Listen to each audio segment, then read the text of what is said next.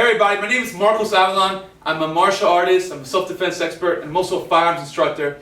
And I saw like a joking video from Rener Gracie about how the doctor in the United flight should have defended himself versus the dragging. And you know, he showed some leg locks and chokeholds and stuff, and it's mostly a joke.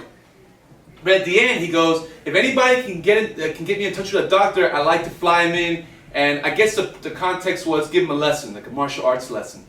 And that's when I thought to myself, that's when it went from a joke to like, well, what are you really trying to tell everybody and that guy? Like, you're going to teach him how to better defend himself from what actually happened. And I thought to myself, you know what? I like to contribute to the martial arts community and the self-defense community with my own technique on how to defend himself. I think it's the best one so far. We even gone so far as to measure the sizes of the seats and the distances between it, and this is the aisle right here, and a pretty good mock-up of the United flight, so we can get that perfect self-defense simulation. So here we're going to have these two gentlemen simulating two of the cops that are coming in to ask me to get out of my seat, and we're going to start the technique right now. Go. Please get up off the seat and out of the way, please. Yes, sir.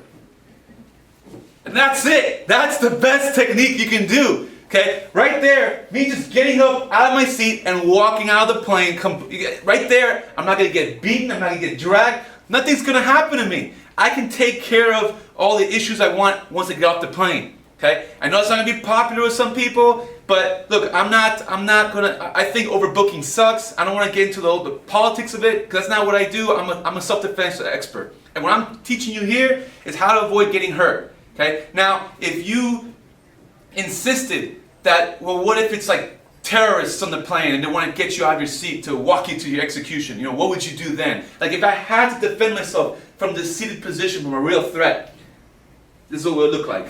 So now these two men are going to simulate terrorists.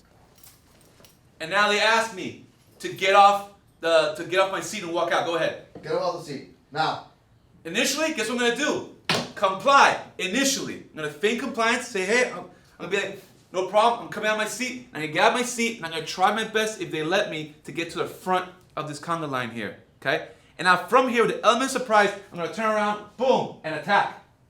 And now, okay, I have a much better vantage point. Because what happens is, if I'm sitting here, and he tries to attack me, and I try to wrist lock him and do all my martial art moves from down here, he can hit me, and if there's 3 or 4 people, everyone can attack me at the same time. Okay, while I'm in this weak sitting position with no body weight behind my strikes or anything, while they're standing with full power. Furthermore, if weapons are involved, he can shoot me, he can shoot me, he can shoot me, he can shoot me, or stab, or whatever weapon they're using. So I need to get up, feign compliance, because they're already, when they're getting here, they're expecting confrontation. When I say, hey, no problem, I'm feigning compliance, I'm going to throw them off guard, I'm going to get in front of them, and I'm going to turn around and attack with the element of surprise, and then I'm going to go for that firearm or weapon that they have. There's lots of different disarms that you can train in to go for that. So now I'm fighting one guy at a time here, rather than fighting 4 people at a time. Now, if he doesn't let me get in front of the conga line here, right, and if I come up and he immediately starts walking, okay, this is when I can now similarly initiate with some type of strike, turn him around, and get back into that same exact situation where I'm fighting one person at a time, rather than fighting 4 at once. Okay?